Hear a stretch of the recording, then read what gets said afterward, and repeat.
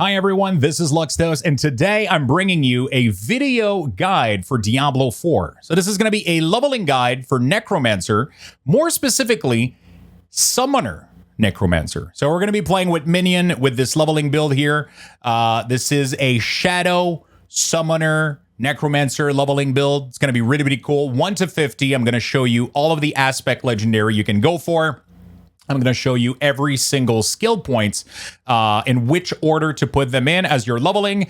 And we're going to cover the ability to use, the gems, everything that you need to know so that you can easily keep track of what you're doing while you're leveling in Diablo 4 and make sure that you have a smooth leveling experience, right? So let's get right into it. First thing that I want to say is a lot of people have some doubts about Minion, because the last couple of beta / server slam were a little bit rough to the Minion. They were nerfed, and then they were slightly buffed again, but they still felt very squishy. And this is going to be the case until you hit level 25. I'm going to show you why in a second here. But once you hit level 25, Minion build is actually going to start picking up, and they're going to be a lot tankier, and it should be a lot more fun to play. Until you reach level 25, you might struggle a little bit. You might do what I like to call babysitting, right? So instead of commending this amazing army of the dead, you're pretty much going to be babysitting your army a little bit for the first couple of levels until you get the proper talents, the proper skill points.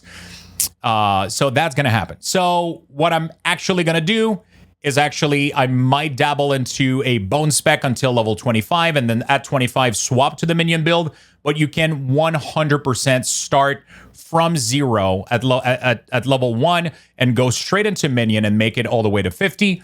It's just going to be a little bit more problematic in the first 25 level with the current tuning that we know of. So things could change, but with the current tuning up until 25, you're going to be able to do it. I was clearing most of the stuff at tier 2, world tier 2 with the Necromancer on the server slam, and I wasn't having too much issue. It's just that the gameplay didn't feel the best, right? I constantly had to watch out for their health, resummon them, and do like a little bit of gimmicky stuff. But it was still doable. I managed to clear everything and do all sorts of cool stuff with it. So it should be perfectly fine. But as a side note, you can go bone if you want, or blood as a 1 to 25. I'm going to have guides for those as well if you want to follow those for your first level and then maybe transition into Minion later. I don't know yet what I'm going to do. I'm going to go by flow. I'm probably going to go Minion from the start. I just love Minion so much that I'm probably just going to... It's just going to be whatever until the first couple of level, and then we're going to pick in and actually going to slay demons with this build. Once we reach 25, it's going to be really great. So let's not waste another minute here. Let's get right into it. So we're going to start with the skill tree here. So I'm going to give you guys an overview just so you can see what it looks like right now. A lot of shadow things, a lot of army of the dead, some good fun stuff. But what we're going to do is I'm just going to build it with you points by point. So I have some little notes here. I have all the points listed, all the talent points, and I'm going to be sharing that as well in the description or in a comment. We'll see if I have enough space for it. And but pretty much here, I'm going to go through it all. So first of all, I'm going to be using Decompose. So as you're leveling, having a generator is pretty neat, but especially using Decompose to buff your minion, it's going to be pretty nice. So we're going to go 1 point in Decompose, enhance Decompose right afterward for your second points. And now instead of going straight into the Acolyte, we're going to go get Blight just for a little bit more damage. And then we're going to get enhanced Blight, and then we're going to get the minion damage for the superior Blight here at the bottom, right? The supernatural Blight. And then we're going to go for Acolyte Decomposition. So this little setup here is just going to give you access to 10% damage every time you're channeling Decompose, and 15% minion damage as well every time that enemies are standing in Blight. So that's already a lot of nice damage for your minions. That's going to be pretty good. Also, Blight will leave a defile area here that also slows enemy, which allows it to count as a CC so that you can use the Sapphire gem, right? You're going to get a lot of stuns later on, but just a slow works for these kind of stuff. So that's pretty neat. So that's what you're going to be doing here. You're going to be going for this path right here. And then you're going to go for Skeletal Mastery. This is going to be really important to put 3 points here as soon as possible. This is really, really good. Corpse Explosion is sitting right here, but if you don't want to struggle having the army stay alive, having more health is good because that means that they're going to be healed more. Also, when you press the ability for the skeleton, right? Because they get healed for 10% of their max life over 4 seconds every time you press that ability. So if they have more life, they're going to get healed more and they're going to do more damage. So that's pretty self-explanatory. As soon as we're done with this, we're going to go into 1 point into Corpse Explosion here, followed by Enhanced Corpse Explosion. And I would really be tempted to finish off here with Blighted Corpse Explosion because that's going to be really good. It's going to go into our build. It's going to be doing shadow damage, but Skeletal Mage Mastery just opened up, and that's going to be really, really good. So we're going to put 3 points here right away to make sure that they survive and do good damage. And then we're going to go finish off Blighted Corpse Explosion here. After this, what I like to do is I like to put some point into Hewed Flesh, sorry, so not Grim Harvest, but Hewed Flesh over here. That's going to give you access to some corpse generation because especially early on for bosses, while you're fighting trash and rare and monster, you're never going to run out of corpses. So you're always going to be summoning more of your army. And most of the time you're never gonna run out. But for bosses, you need that extra corpse generation. That's gonna be really, really good to go put 3 points in here. Really, really good. That's gonna be super useful. One little trick that I want to give you guys is if you see that your skellies are about to die and they're currently fighting, don't try to consume all the corpse on the battlefield to try to heal them up. Below level 25, you're not going to be able to heal them up. The heal is just not good enough. It doesn't stack, so it's 10% of their health over a couple of seconds. It's just not going to be good enough. Just try to let them die, resummon a new one. It's going to maintain your army at a way higher health pool, so that's going to be a lot better. Afterward, we are going to go and put a point here into Reaper's Pursuit because I want to go get 1 point into Crippling Darkness here. This is going to get me a little bit more stun right away because all my darkness skills are going to trigger this, right? So the Blight, the Decompose, the Blighted Corpse Explosion is going to trigger stun, which is then going to make your army a little bit more tanky. And it's also going to help against bosses to deplete those stagger bars. So that's going to be pretty neat. That's going to give it a little bit more survivability. And then what I like to do is we're going to go into Decrepify right here. So we're going to put 1 point in Decrepify. We're going to put 1 point in Enhanced Decrepify. So this is pretty neat. This gives literally a massive slow, but also 20% less damage. So that's going to make your army tankier, and you don't really have anything to spend much resources on, right? It's not like you want to spam Blight. That's not your main damage. This is just the debuffer, right? Early on, it does a little bit of damage, but it's going to fall off very, very quickly. This is just there to debuff monsters so that your army deals more damage to it. So use a lot of your, don't be afraid to use essences to actually curse all the monsters so that they're slowed, they do less damage, and it's going to be really good. And later, we're going to use it for cooldown reduction as well, but not quite yet here. Then we're going to go 1 point into Terror. Terror is actually pretty good. It's going to start stacking up and getting you that nice damage.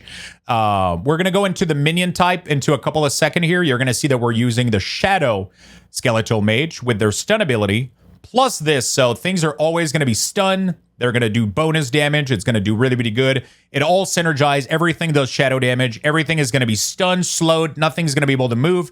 It's going to be crazy. You're going to get massive amount of survivability just from having all of the stuns going on here.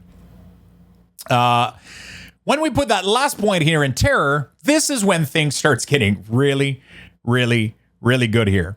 We get Bonded Essence. This is what I was talking to you guys a little bit earlier about minion survivability, right? So the minion survivability here is all in Bonded Essence, especially in the early level. So you get this after for your 25th point, I think, pretty much. At least you need at least 25 points to unlock this rank, right? You're gonna get some additional points here from your Paragon and your renown. Sorry, not your Paragon, but your renown points for exploring and doing different activities. As soon as you can, you want to put a point in Bonded in Essence. This is going to make it so that the priest that heals your minion will no longer heal them for 10% of their max health over 5 seconds, but an additional 20%. Okay, an additional 20% of their max health over 5 seconds, which means 10% plus 20, 30% of their max health. And if you keep putting point to it, which you will put 2 points in here. This is going to be now 40%, okay? 40% healing is going to be 40% plus 10 is going to be 50% of their max health every 5 seconds. There's no reason to spam this because it's a healing over time that doesn't stack. So you want to use it, wait 5 seconds, roughly, then use it again. Roughly wait 5 seconds, then use it again, right? You keep your minion in a healthy health pool and you give them extra damage as well because you get 20% extra damage.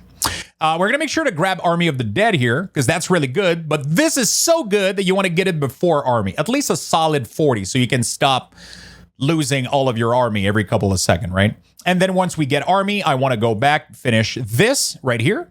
And then instead of going down Army here, which is really, really good, I want to get Death's Defense. What this is going to do is that your minion are not going to be able to lose more than 45% of their max health. So that means that if they're at full health, they cannot get 1 shot. They cannot get 2 shot. They can only get 3 shot.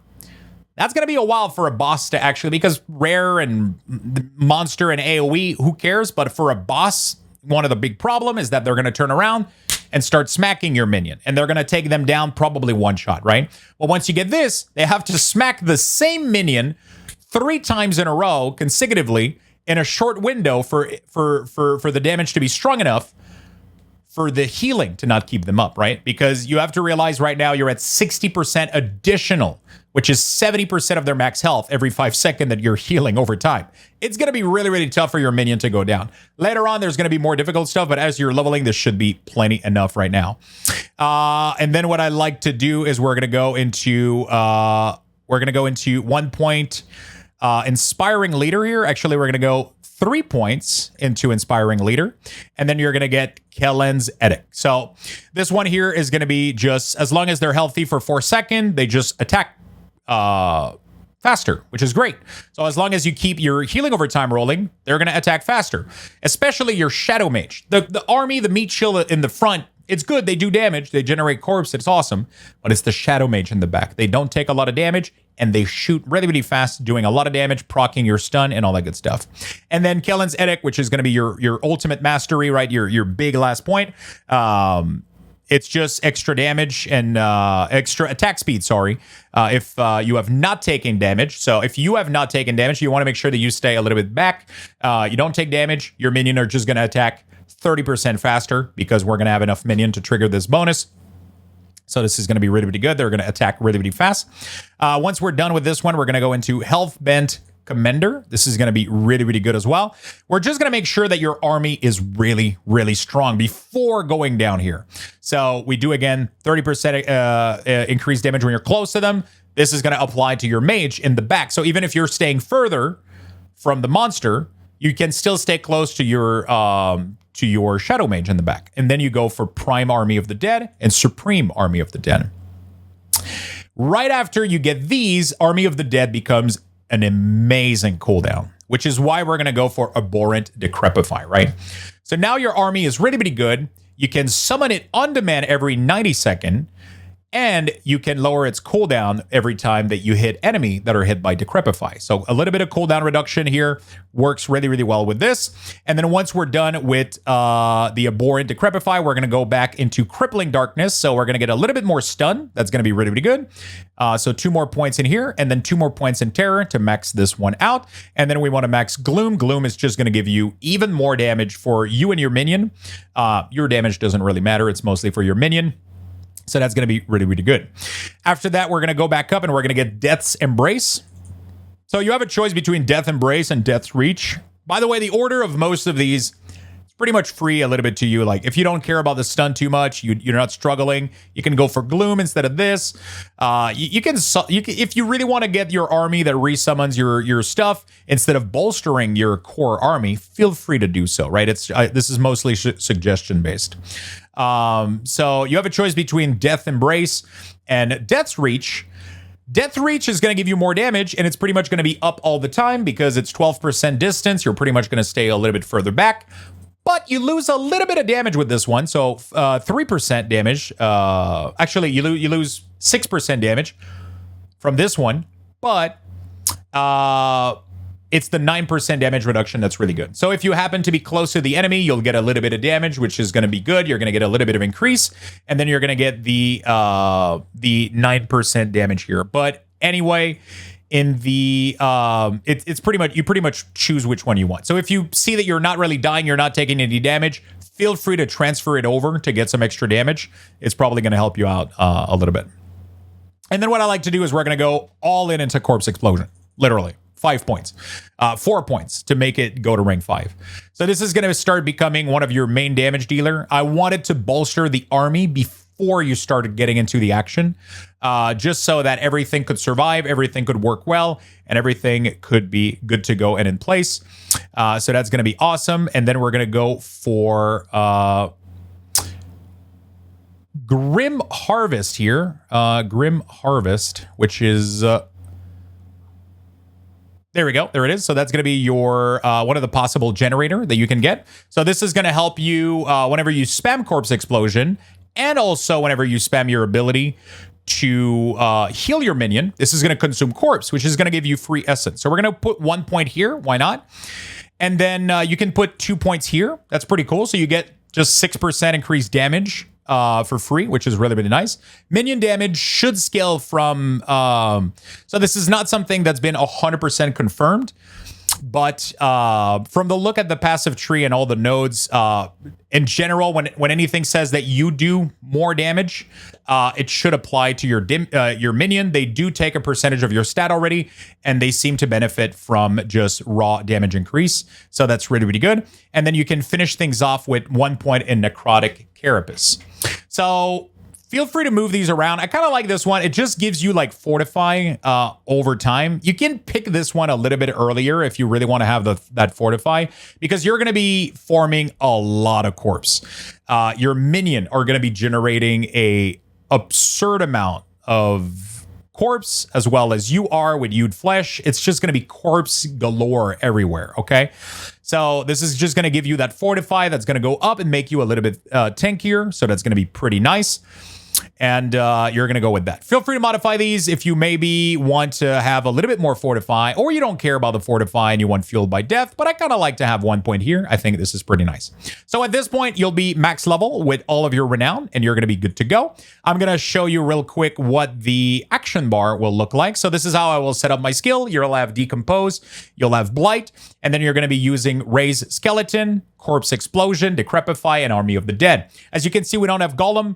The reason we don't have Golem is because there's simply no space for this build right now. In the endgame build, you're actually going to drop Decompose and get Golem instead. And when you get you're going to get your Paragon board, you're going to get a lot of good stuff that are going to make it so that your Golem is going to be super helpful, and you're no longer going to need Decompose because you're going to be generating so much corpse. You're not going to need to generate essence because Corpse Explosion is going to be generating essence, because in the end game, we will make sure to put as much point as possible into Grim Harvest, and then Corpse Explosion will become the main generator. But for leveling purposes, I don't do this. I prefer to keep it straightforward. It's just more simple to do Decompose, Blight, and then we just go with this. You're going to have plenty of minion. It's going to be awesome. It's going to be great. And then we're going to go into all of the legendaries here. That should be pretty quick. We're going to go. So these are completely optional. Every single one of these legendary is going to be found from either completing the campaign or from an aspect in a dungeon. So none of these are drops. You don't have to be lucky to get any of these. These are just going to drop in the wild for you. Not drop in the wild, but they're just going to be obtained from dungeon or completing your campaign. So these are just small suggestion that you can get. So increase armor, really, really good aspect of disobedience. I'm pretty much getting this one on every class. Super, super strong. Damaging an enemy gives you a barrier. Aspect of the protector, really, really strong. You can get this one in the first zone and Fractured Peak, really, really good. Aspect of retribution, it's pretty nice. You don't care about stunning distant enemy. All you care about is the increased damage to stun target, because your entire toolkit will apply stun. So this is going to be crazy for clearing. Really, really good. Basic skill gives you damage reduction. Why not? It's free during the campaign. So 20% damage reduction every time you decompose, right? Why not? This one is going to be your crowd control breaker. So every time you become injured while in a crowd control, you'll gain unstoppable, which is going to allow you to free yourself if you ever get caught in a stun because we're not running Blood Mist. This is what most Necromancer build are going to end up doing, I believe. And this is pretty much going to be good. It's going to be every 40-second because you're going to get the worst version of this from applying it from an aspect. You'll be good to go with that. Skeleton increase their damage while they've been alive for 10 seconds. This is 20% free damage for your entire skeleton army. Of course, for sure. This one is the good one. So this one is really, really good. While Army of the Dead is active, your minion gain 70 to 100%. You're going to be at 70% attack speed and take reduced damage. So every time you press that button, your army goes berserk. They'll attack super fast, which is also going to proc more Decrepify lucky hit for cooldown reduction, which is then going to decrease the cooldown even more of Army of the Dead, right? And the last ring, you can pretty much go for whatever. Right now, it's set to Golem. You can pretty much go with anything here. You could go, let's try to find one real quick, because we did remove Golem for this one to have something else. There we go. Actually, this is this one. This is the right one that's correct here. So let's update this live. Aspect of Friends. Oh, actually, it's not this one. No, I'm sorry. We have to do Codex here. I can't do non-Codex. Let me try to see here. I was wondering. I think it's just because there was not anything else that was really super needed. There's not anything in here that was like necessary. You don't get this. It doesn't work. This one doesn't really matter. This one doesn't matter as well. Most of them are not going to matter, so you might not be able to fill this slot because your skills are not going to do damage anyway. After Decompose spawn a corpse, you could gain some essence, so that's one of the possibility if you want. That is one of the possibility. Anything else? It doesn't seem like there is. So there's literally nothing else in here. So you could go for the Decompose. You could go for the Decompose one. That could work really, really well. That's going to give you extra essence, which is just going to allow you to use more Decrepify most likely. This spot, not super useful in general. You don't have to fill all of these, right? It's just like suggestion that you can get.